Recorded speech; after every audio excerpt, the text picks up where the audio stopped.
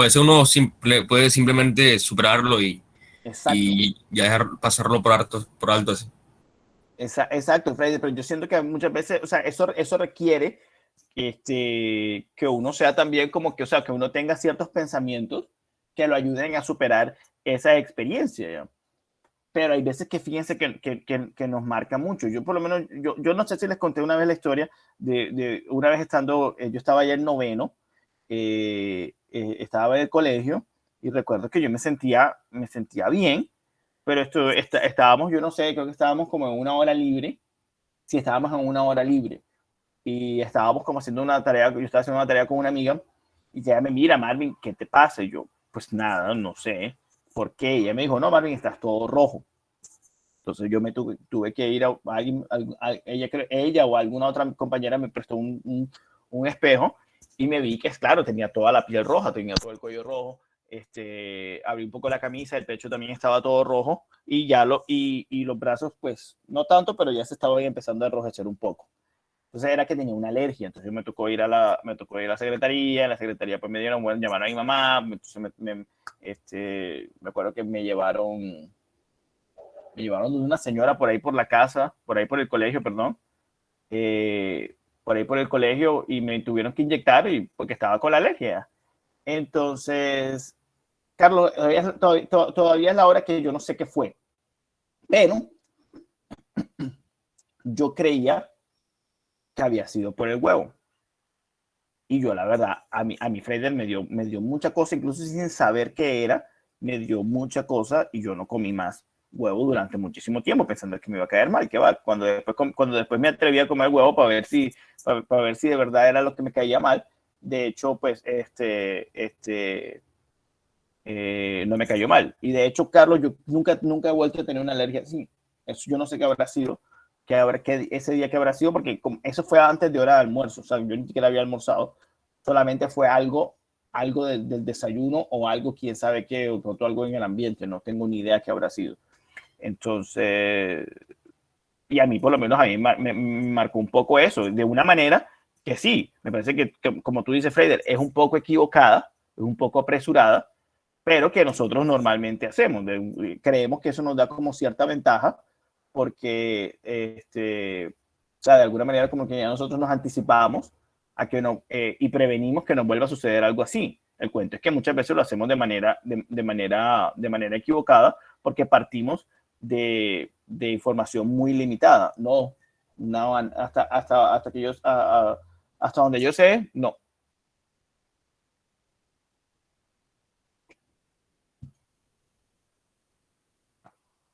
Y entonces, bueno, entonces Freider, y también entonces en ese mismo año, una compañera también, ella comió una vez, salió yo no sé si salió con la familia o fue que en la casa de ella la familia hizo la comida, ella comió como un pescado. Y el pescado, yo no sé, algo malo tenía, parece que estaba como un poco ya descompuesto y le ha causado una intoxicación a la amiga mía. Ella estuvo, incluso creo que la tuvieron que internar, pasó como 2 días, 1 o 2 días internada y pues pasó como una semana sin ir al colegio. Y créeme que ella pues también tenía ese miedo a volver a comer pescado, a pesar de que, y eso es interesante. ¿Por qué? Porque uno sabe, mira, el pescado no es lo que te hace mal. Tú has comido pescado 500 veces y 500 veces te ha ido bien. Pero si comes una vez pescado que de pronto no está en las mejores condiciones, ya esa vez te va a marcar tal vez más que las otras 500 veces que lo comiste y te fue bien. Entonces, claro, Freider dice, no siempre. ¿Por qué? Porque entonces ya tú tendrías que tener como, por lo menos, deberías hacer un análisis mucho más serio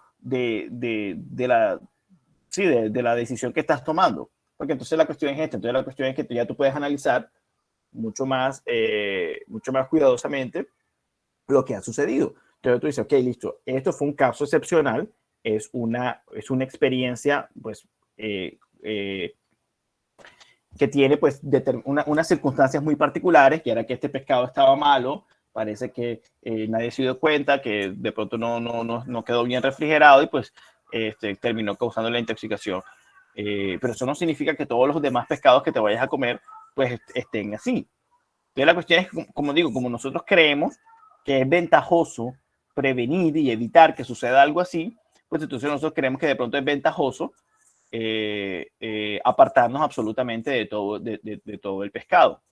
Y por lo menos Espinosa dice, mira, eso es un gran error, porque es que entonces la cuestión es cuando tú te concentras nada más en lo malo, tú estás ignorando lo bueno que ese objeto puede tener y lo bueno que ese objeto te puede traer.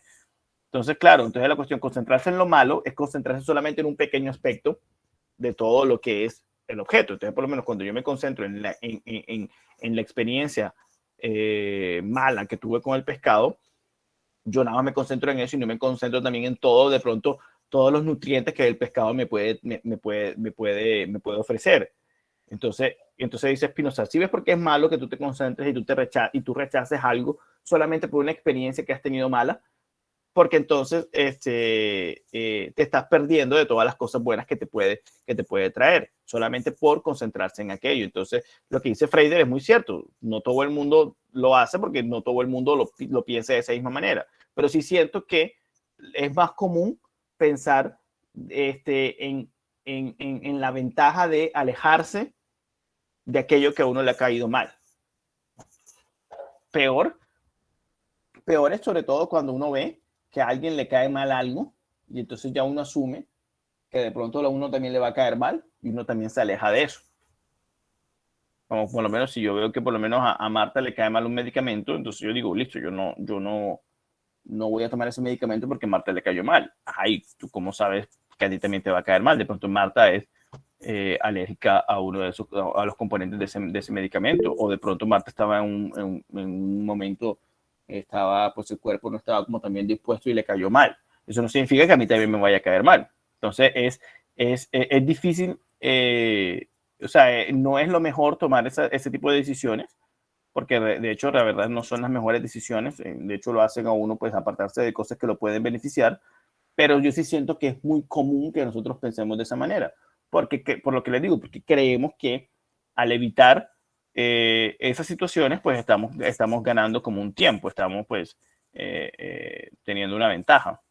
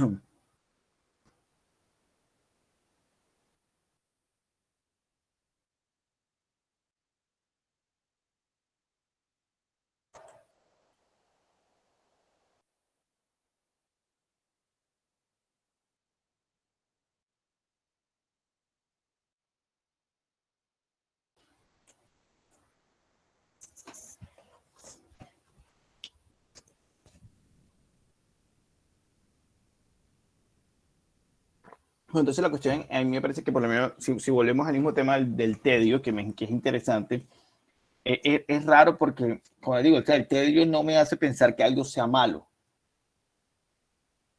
pero sí me hace pensar que es menos bueno. Y eso yo no sé por qué, como que me genera una sensación muy incómoda, una sensación de tristeza que, que también es muy amarga.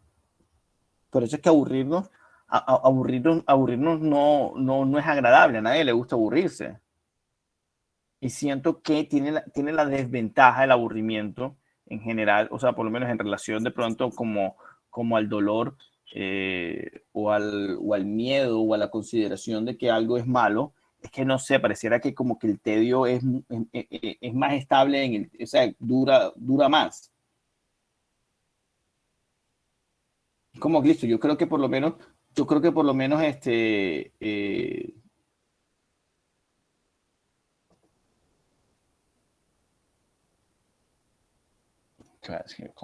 ¿Cómo ponerlo? ¿Qué no es que dure más? ¿Cómo sería? O sea, traten por lo menos ustedes de explicar lo que ustedes sienten cuando están aburridos de algo.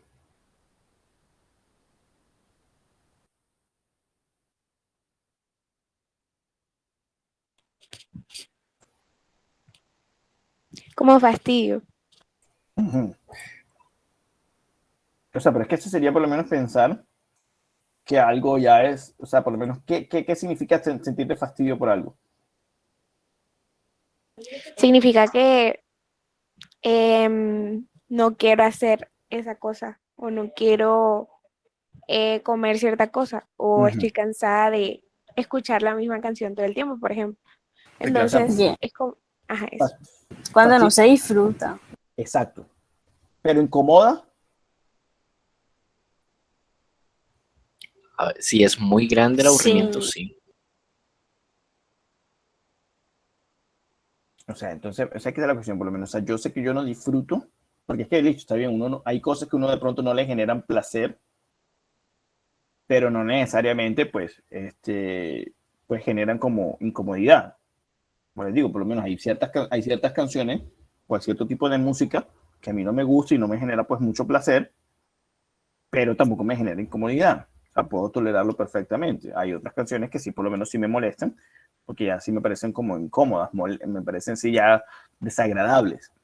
Entonces, por lo menos vean que hay veces que el aburrimiento exactamente no genera placer, pero no necesariamente genera como una incomodidad. Nosotros creo que, no sé si tal vez tenga que ver un poco con lo que nosotros incluso nos acostumbramos al tedio también. Entendemos que es algo normal que las cosas de alguna manera pues nos terminen aburriendo. Porque fíjense que casi siempre nos aburre es aquello que disfrutamos por un largo tiempo. No nos aburre aquello que tenemos por muy poco tiempo, ¿cierto?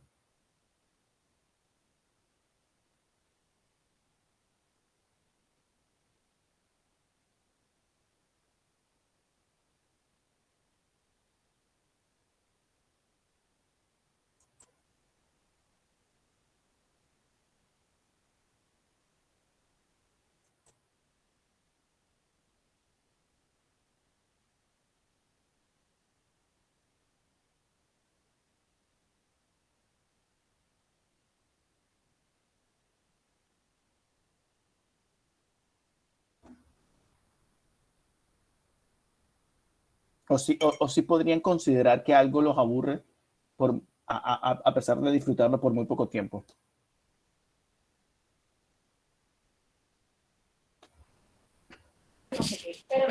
No, creo que no.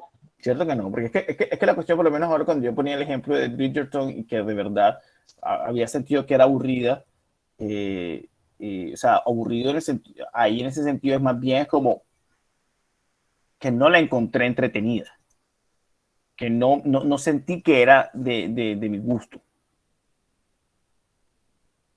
Pero realmente si hablamos como que del tedio o el aburrimiento, cuando hablamos de tedio y hablamos de ese aburrimiento, más bien es cuando hemos disfrutado algo por mucho tiempo y que ahora ya no nos satisface de la manera que inicialmente lo hacía.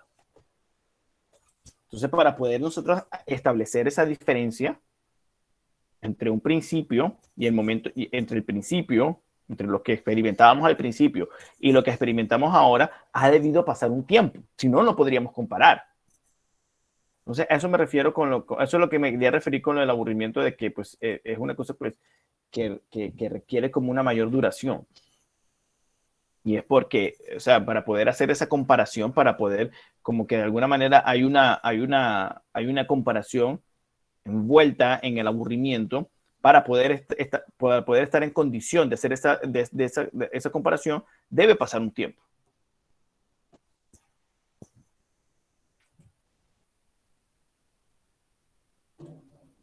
Y sobre todo que veamos una diferencia en, en el placer que inicialmente otorgaba aquel bien, aquel objeto que estamos considerando y el placer que nos genera ahora. Entonces, como que, ok, listo, ya no me genera tanto placer como antes. Entonces,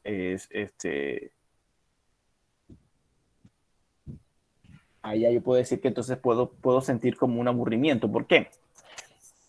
¿Por qué creen que uno podría sentir un aburrimiento cuando uno siente que ya el objeto no le genera el mismo placer que antes?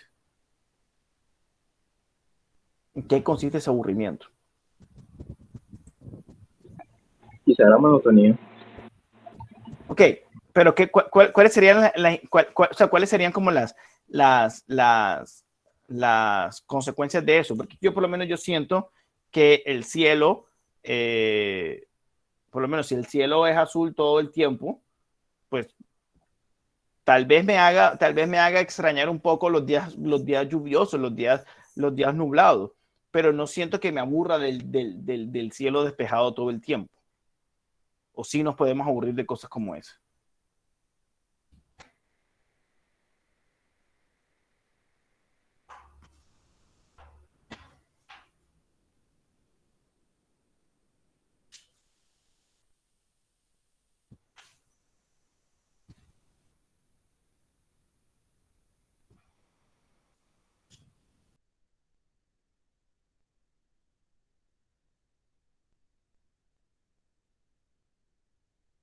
Pero es que yo siento que muchas veces, cuando uno siente un aburrimiento, uno siente también un bajón en la motivación. Porque claro, entonces uno ya siente que este bien no me va a generar tanto placer como antes, entonces yo no lo busco con tanto esfuerzo como lo buscaba antes, que era lo que estábamos comentando ahorita con el ejemplo de las canciones. Cuando yo tengo una canción que la tengo muy pegada y le siento mucho placer, pues yo siento una motivación de ponerla cada hora, ¿cierto? Cuando ya me aburre la canción, ya yo no siento ninguna motivación o siento una motivación muchísimo menor de ponerla. De pronto la pongo una vez cada 2 días o la pongo una vez cada 3 días. O si me suena, pues en el reproductor, pues listo, todo bien, genial. Pero no es que ya sienta la motivación igual. Y ese es por lo menos uno de los efectos que realmente sí se sienten, son muy, muy, muy evidentes cuando ya tú sientes como que no tienes tanta motivación para buscar algo que antes buscabas con muchas ganas, que era lo que pasaba por lo menos. ¿Ah? Eso es triste. ¿Y, O sea, por qué crees que es triste? Y comprobar. Porque es que es triste y también siento que es como, o sea, demuestra que a pesar de ser racionales, a veces tomamos decisiones muy, o sea, como, no sé, como muy racionales, no sé, porque el hecho de que nos hayamos esforzado tanto por algo, que hiciéramos algo como tanto, lo deseáramos tanto para hacer algo al respecto, algo que teníamos que poner esfuerzo, que teníamos que poner trabajo en ello para lograrlo, y que después cuando lo tengamos ya, o sea, y lo tengamos por un tiempo, lo desechemos de la nada, es como si todo el esfuerzo que hubiéramos hecho antes para conseguirlo no hubiera valido nada, porque Exacto. ya no nos está dando el gusto de antes, entonces es tan ilógico, porque lo queríamos, lo logramos, y ahora que lo tenemos no lo queremos, o sea, Como que como hicimos como que un gran esfuerzo y el como hombre que me cae mal. y como que el premio no correspondía con el esfuerzo que hicimos. Exacto, y es como, es ilógico.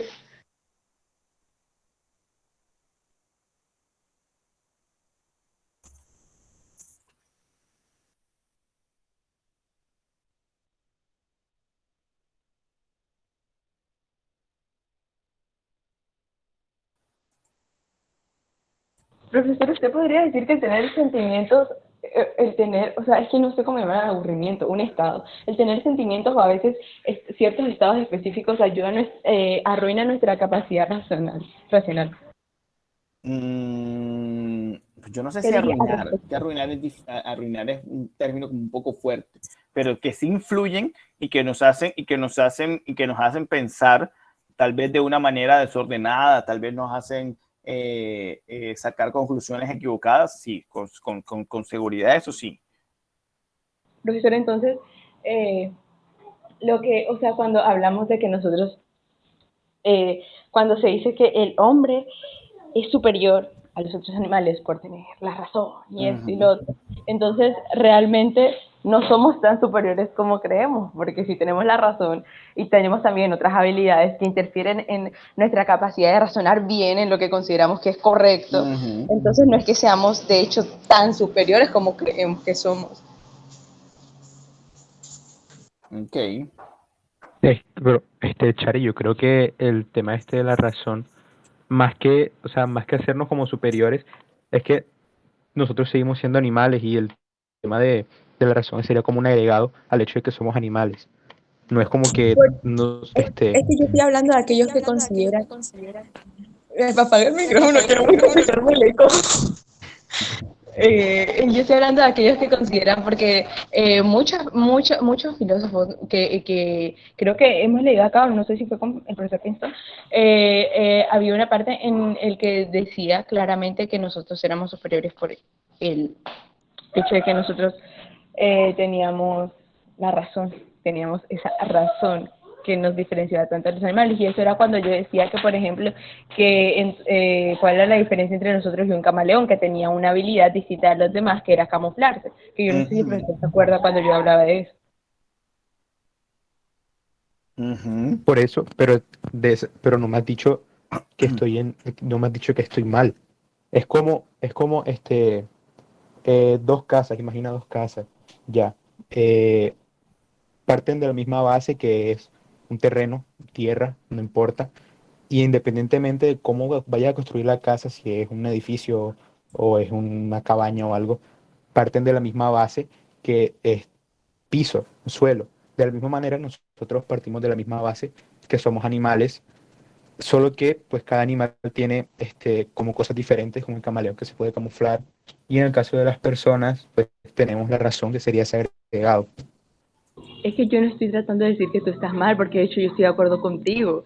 Lo que yo estoy tratando de hacer es tumbar la teoría del hecho de que se piense, algunas personas, algunos filósofos, todavía se mantenga la teoría de que somos superiores por el hecho de tener razón, porque yo estoy de acuerdo contigo, no es que, o sea, yo la verdad no siento que seamos superiores, yo simplemente siento que tenemos una peculiaridad que otros animales no tienen. Simplemente estoy tratando de derrumbar la teoría que hice, que nosotros somos superiores por tener la razón, por tener razón. Ok, o sea, entonces por lo menos, pero es que la cuestión es que tendrías que ir un paso más allá, Shari, en ese argumento, porque es que nosotros podríamos decir y eso es lo que por lo menos algunos filósofos, y pues en general es la idea del filósofo griego, es la idea griega, que nosotros somos, el hecho de tener razón nos hace superiores a los animales, porque la razón es algo que compartimos con la divinidad, que el ser perfecto. Y entonces, por lo menos, eso es algo que los animales no tienen. Ellos no comparten esa característica con la divinidad perfecta, y pues entonces a ellos les falta ese plus que nosotros sí tenemos. Entonces, ahí simplemente por el hecho de tener razón, o sea, si nosotros seguimos esa línea de argumentación, solamente por el hecho de tener razón, ya somos superiores, porque ya tenemos una perfección que ellos no tienen.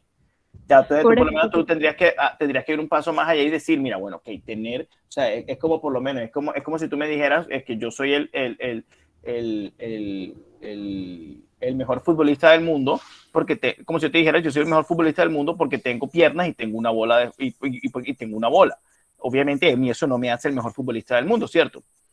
Entonces sería como que, okay, el hecho de tener razón no te hace superior porque tú puedes, y eso me parece que es el punto que tú has señalado ahorita, que como nosotros podemos equivocarnos a hacer uso de la razón, de que no, o sea, porque no la aplicamos tanto ya. Profesor, pero yo siento que el argumento de la divinidad es un poco anacrónico, porque estamos hablando de filósofos que lo más probable, o sea, filósofos que vivían, bueno, la mayoría de los que afirman eso. Un momento, por favor. Que vivían en una época en donde era necesario, o si no era juzgado, o simplemente, ¿cómo decirlo?, marginado por el no creer en una divinidad. Pero aquellas personas que, por ejemplo, en la actualidad no creen en una divinidad, no creen en nada de eso, ¿cuál sería entonces ahí la base para decir que somos superiores y no creen en una divinidad? O sea, para ellos o sea, no existe nada a lo que haya un común denominador con la razón.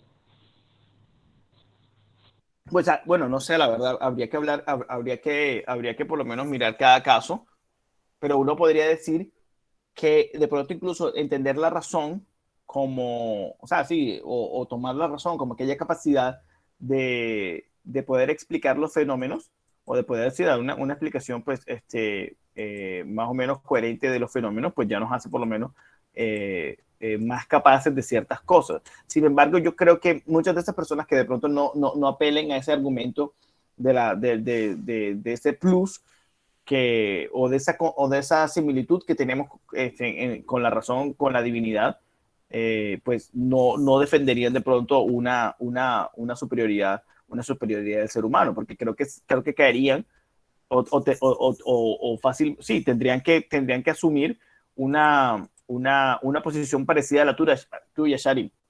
Nosotros somos más hábiles para de pronto entender el funcionamiento de las cosas. Hay otros animales que son más hábiles en otras cosas. ¿Quién es superior entonces? Entonces, por lo menos, todas las aves que vuelan son superiores que nosotros en términos de volar. Hay muchos insectos que son superiores a nosotros en términos de supervivencia, de supervivencia a condiciones extremas. Pero entonces, ¿qué hace esa característica? ¿Cuál es la característica que hace que uno sea mejor que otro? Creo que no habría ninguna. Porque entonces uno podría ser casi siempre como que arbitrario y coger cualquier capacidad. Entonces la tortuga es mejor que yo porque vive más tiempo que yo.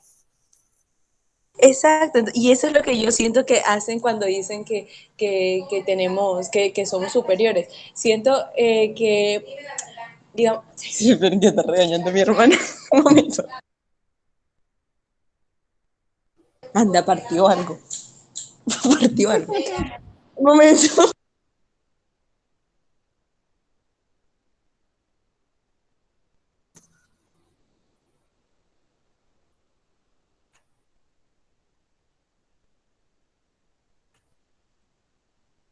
Bueno, ya. Entonces lo que decía era que yo siento que eso mismo hacen las personas que afirman que nosotros somos superiores a otros a otros animales, porque espera, está llorando, profesor, sigamos, pero sigue hablando un momentico mientras yo pongo un acá.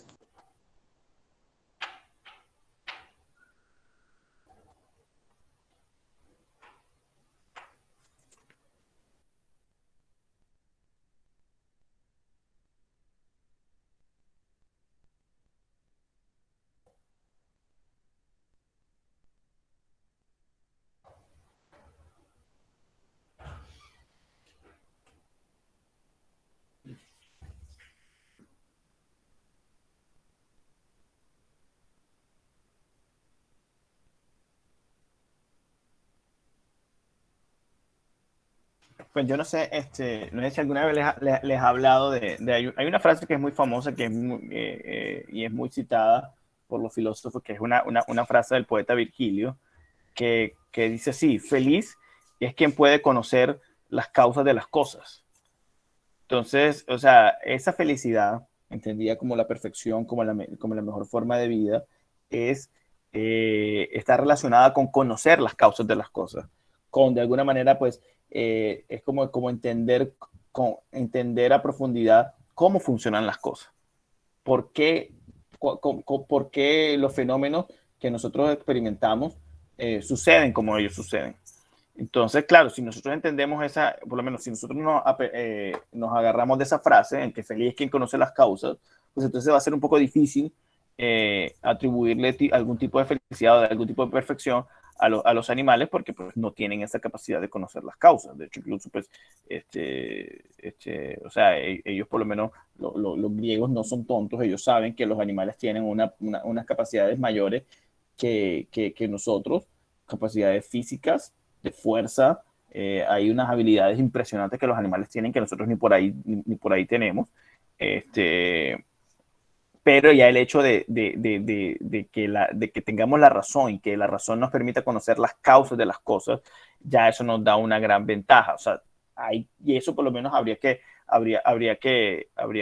discutirlo. Incluso hay una frase famosísima de Pascal, de hecho, incluso, déjenme ver si si me encuentro. Y uno de los pensamientos más famosos de Pascal es el siguiente. ¿Dónde está? Ok. Entonces, miren lo que dice Pascal.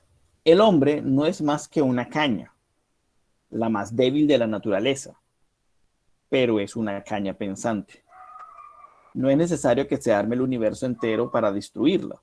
Un vapor, una gota de agua, es suficiente para matarlo. Pero cuando el universo le aplaste, el hombre sería todavía más noble que quien le mató, porque él sabe que muere y la ventaja que el universo tiene sobre él. El universo no sabe nada. Toda nuestra dignidad consiste, pues, en el pensamiento. Es ahí de donde tenemos que levantarnos y no del espacio y el tiempo, que no sabríamos llenar. Trabajemos, pues, en pensar bien. Entonces, aquí Pascal también tiene, pues, obviamente esa misma idea de que ya el hecho de pensar nos pone un escalón por encima. Pero también es eso, también es como tú dices, Shari, hay que mirar cómo se ve la razón. Y aquí la cuestión es que la razón se ve desde un punto de vista, o sea, se ve como algo exageradamente valioso, como algo muy, muy valioso, como si fuera una perfección importante que nos pone a la par de la divinidad.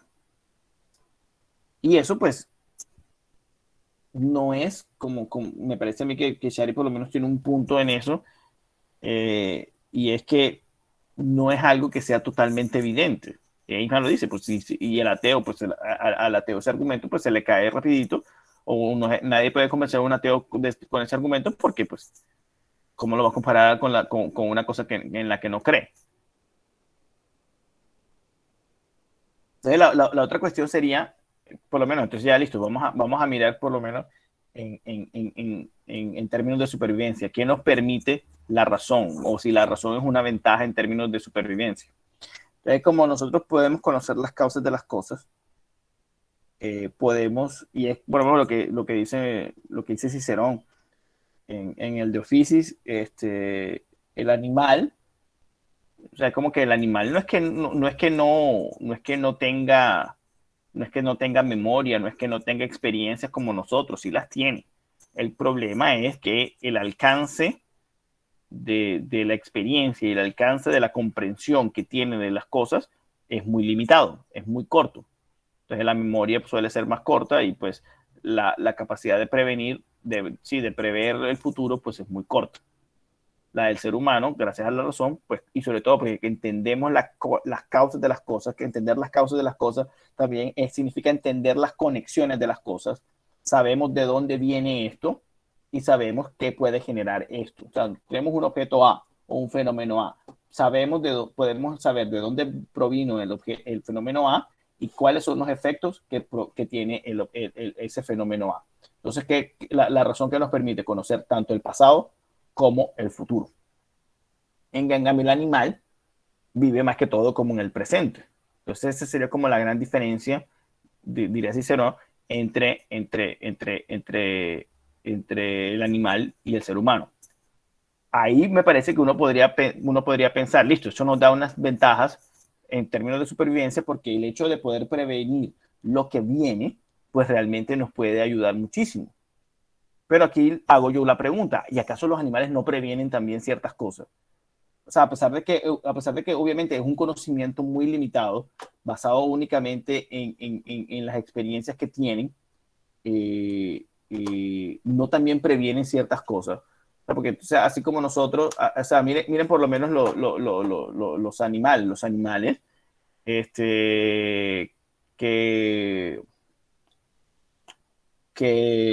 los animales que hibernan. Entonces ya saben, y eso también, o sea, bueno, no es que lo sepan, sino que también pues, pensamos que es una cuestión mucho más instintiva, y que se va aprendiendo pues con experiencia, se va pasando se va pasando también de padres a hijos. Entonces, listo, mira, viene más o menos en estas épocas, algo debe darles como la señal de que viene la época fría y empiezan por lo menos a prepararse, ya sea alimentándose en exceso o guardando provisiones para las épocas más duras. Y eso es una manera de prevenir, ¿cierto? Una manera de prever lo que va a pasar. Y eso, y eso les permite sobrevivir. Por lo menos todos los animales que hibernan, si no lo hicieran, tendrían un problema serio para pasar el invierno. Probablemente tendrían muchas chances de perecer durante el invierno, porque su naturaleza no les permite aguantar el invierno perfectamente. Entonces también vemos que hay animales que, sobre todo las aves, que emigran. Entonces, listo, ok, vino el frío, vámonos a tierras más calientes. Y eso de alguna manera también es como estar preparado para lo que viene. Entonces también es como que sí es cierto, también es como un poco exagerado decir que los animales no tienen esa capacidad como de previsión. Entonces la cuestión es que vamos a ver como que qué es lo que lo justifica. Una cuestión instintiva puede ser. Pero igual me parece que eso también por lo menos es algo es algo que le genera una ventaja. Entonces la cuestión es esta, como nosotros tenemos la razón y podemos incluso tener como más seguridad de lo que va a pasar, porque entendemos, sobre todo porque es que entendemos las causas y los efectos. Entonces es como una cuestión mucho más segura y un conocimiento más profundo de la realidad. Hay por lo menos, no todos los filósofos piensan eso, por lo menos hay un filósofo muy famoso y que es una filosofía muy interesante, que es David Hume. David Hume dice, mira, todo lo que ustedes creen, todo lo que nosotros hemos creído del principio de causalidad es pura paja. O sea, eso del principio de causalidad, de que nosotros entendemos y conocemos a la perfección esa conexión entre una causa y su efecto, es pura paja. Lo que nosotros siempre hemos visto es que una cosa se sigue a la otra y lo hemos visto tantas veces que creemos que hay una conexión, pero esa conexión nosotros no la podemos entender. De hecho, nunca nadie la ha conocido. Y entonces ya por lo menos ahí él ya no le da ese valor tan especial a la razón, porque la razón no nos permite conocer esa conexión causal, esa conexión, ese orden del mundo. ¿Y qué dice él? La razón es realmente una pasión, de hecho una pasión muy débil, y por eso como es tan débil, pues no se parece mucho a las otras pasiones, y por eso hacemos como la distinción. Pero él dice, la razón es realmente como una pasión muy débil.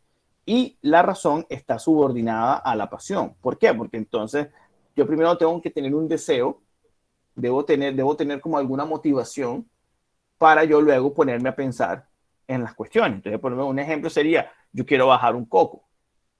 Entonces primero yo tengo que tener el deseo de bajar el coco, sentir la inclinación, la motivación de bajar el coco, porque el coco me llama la atención, quiero alimentarme o no sé, o tomarme el agua fea esa que tienen los cocos. Y entonces primero tengo que tener la motivación y ahí luego es que entonces empieza la cuestión lógica. Entonces, ok, entonces ahí cuando yo empiezo a razonar, empiezo a pensar cómo bajo el coco de la palmera. Pero entonces por eso dice Hume, si no tuviera primero esa motivación pasional, ese deseo, la razón no se activa. Entonces por eso la razón simplemente está para tratar de satisfacer aquellos deseos, aquellas motivaciones pasionales. Entonces por eso Hume le da toda una inversión al asunto y considera que la razón no es algo que nos haga tan especial, porque de hecho no tiene los poderes ni alcanzas a lograr las cosas que supuestamente los griegos pensaban que hacían. Entonces es también como una versión totalmente diferente y pues no todos están como muy de acuerdo con esa idea griega.